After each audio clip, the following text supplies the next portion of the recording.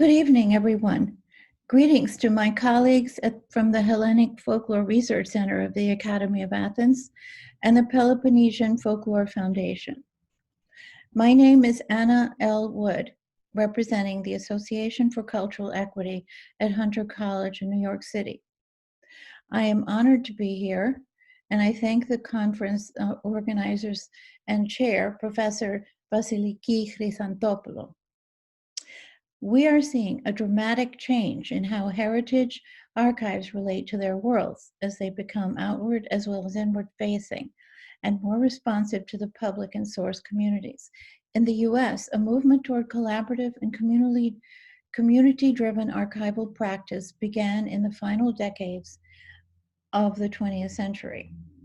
The Hellenic Folklore Research Center, however, anticipated this movement through its decades-long practice of collaborative field research and support of local traditions.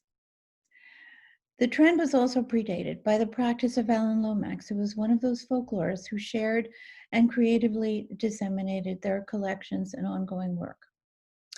Lomax was a folklorist, musicologist, writer, and producer, and passionate advocate of folklore and folk artists. He had a global vision for the protection of cultural variety and differences, which he conceived as essential as biodiversity. Archives can directly and indirectly address heritage needs. Here are some examples on the screen of issues we are concerned with at ACE, and with which, with our rich resources, we can assist. Here are some basic strategies that we use to do this: dissemination, collaborative initiatives, collaborative archival practices, local preservation, supporting local preservation and perpetuation, training individuals who will work with many others. And here are the programs that we have currently at ACE. We have the Alan Lomax Archives, which is multimedia archive of, I don't know, maybe 20,000 items of Alan's the recordings and videos and so on. A YouTube channel, which is an extension of that, which has currently about 24 million views and 75,000 subscribers. Education projects, research collaborations with scientists and cross-cultural anthropologists, Endangered Cultures and Emerging Leaders Program, Repatriation and Return, the Global Jukebox. These last three I will touch upon here. Here are the basic elements of the Endangered Cultures Emerging Leaders Initiative. A young person who cares about their culture. And you see here Dominic Raimondo, who is a Didinga from South Sudan, a refugee and now a US citizen, who went back with our, in this program and filmed the expressive culture of his people in 2018. Undocumented disappearing traditions is another sine qua non.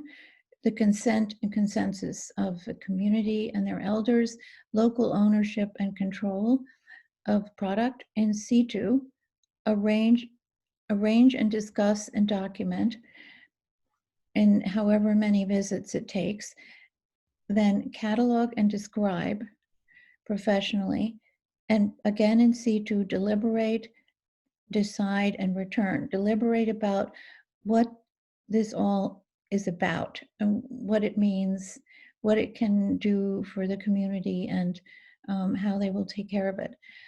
ACE provides the training of many types, travel expense, and to the community, viewing equipment and a donation or two.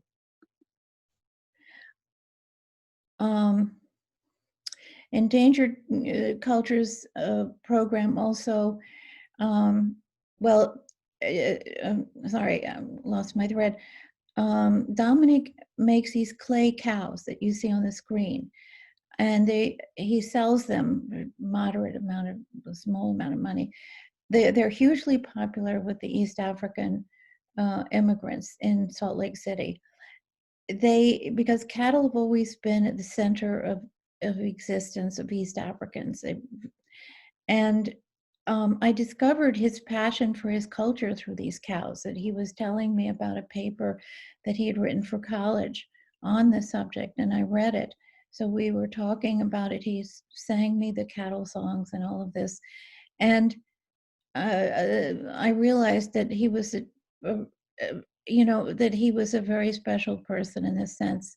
And when I decided on trying this program out, he decided to do this. So he's been once in 2018, when the country opens up, he will return with viewing copies. He will film things he missed. He will sit down with the elders and community members to discuss with them what it all is about. And he will consign all documentation, cataloged and described to the community.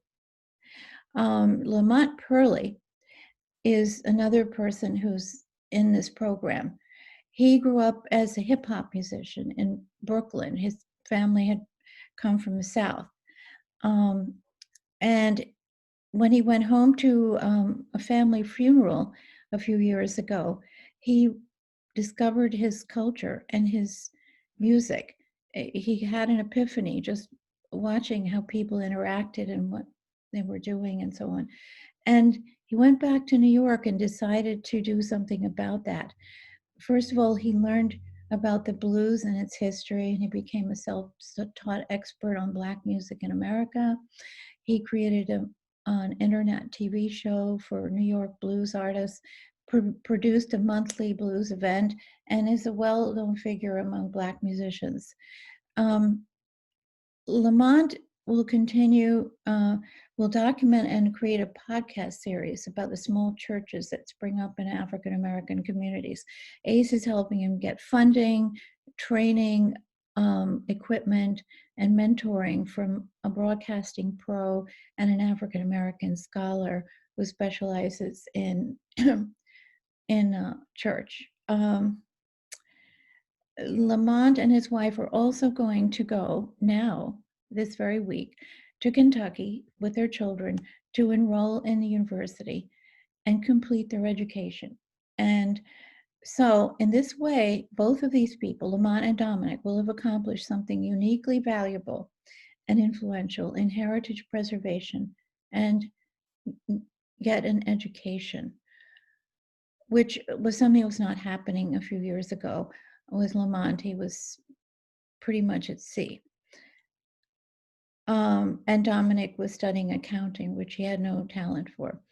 Repatriation, again, is the other program I want to mention. Here is a kind of visual of all of our sites that we've done repatriations with. Through repatriation, we're also able to interact and create ties with communities, emerging leaders, and younger generations of culture bearers. We see repatriation as an opportunity for communities and artists to reconnect with their traditions and their own aesthetic values, and to rediscover the artistry and significance of the songs and poetry that they had produced. We design and produce repatriation books for each occasion, like the one you see here on the screen, with all media on a disc, an illustrated catalog, and guide to everything that is on the disc. We present these ceremonially to cultural centers, libraries, universities, individuals, and families, whatever is called for. Now, local communities show great interest in coming into possession of their patrimony, even in a digital form, but it is to be a physical thing, not something they see on the internet. And they put together memorializing celebrations, some lasting for 2 to 3 days. We encourage them to use this material in whatever way they wish and need to. We have tried various approaches to igniting and sustained local efforts to teach, perpetuate, and build upon tradition. It is difficult, but without government support and funding and ongoing cultural animation, but it has to be done. Each case is different. So here's an example of our repatriation in Mississippi, the Mississippi Delta, which has been ongoing for, I think, 4 years now. And the reason is there's just so much of it. And it was very significant in Alan's career, what he did there.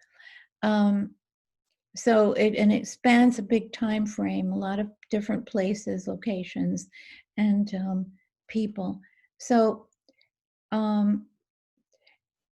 the place where we're putting everything is the Delta Center for Culture and Learning at Delta State University in Cleveland, Mississippi, the heart of the Delta.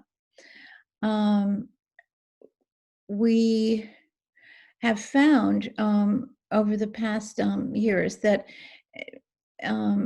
things aren't really getting back to the communities or the producers of the music that much, because everything is very ceremonially done in the context of a big ceremony, or the blues conference, which takes place in Cleveland, which is mostly white, and that's kind of embarrassing.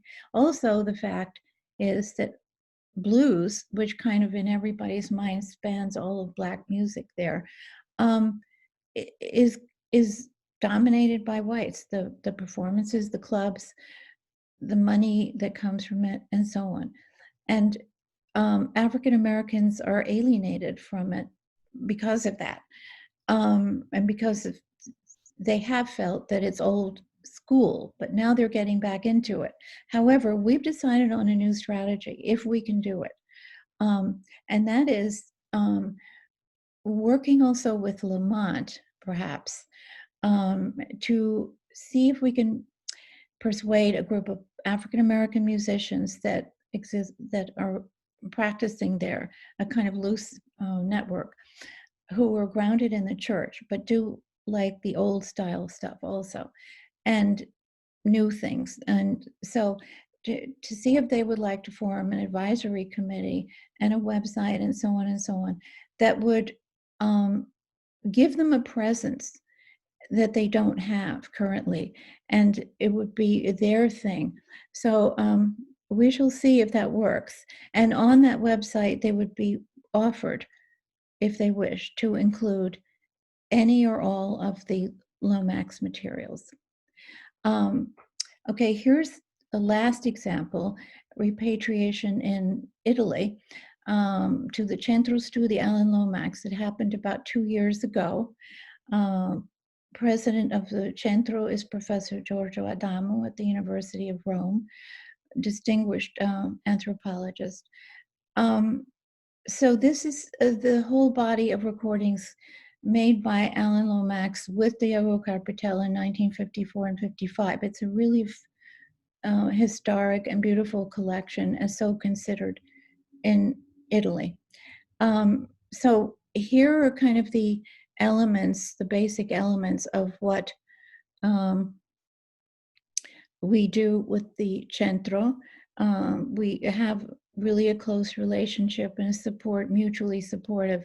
And one of the things that is happening with that is that because, well, they are, through this repatriation, there will be local repatriations, which is wonderful. And so they will in turn go back to the villages, work, and bring them the same things that we are doing. And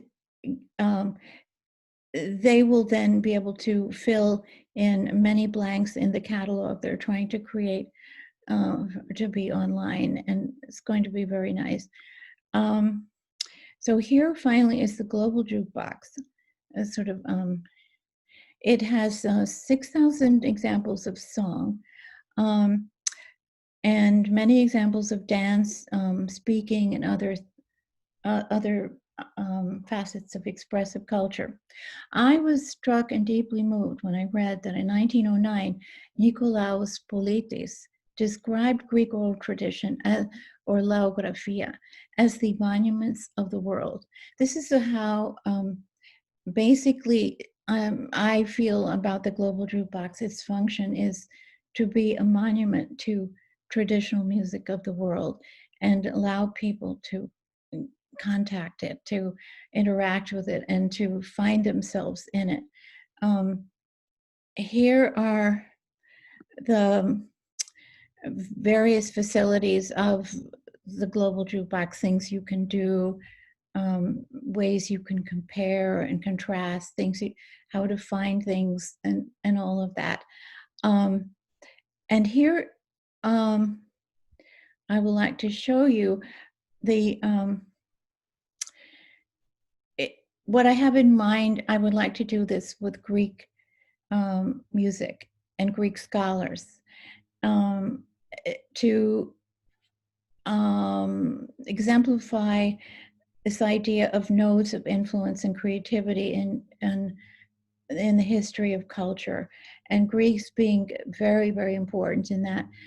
To get more examples from Greece than what we have, many more, to code them and analyze them according to our methods of dance and music, to do a journey, so-called journey of Greek history via music and dance, and to also depict the Greek diaspora through music. Maybe not every aspect of it, but the main points.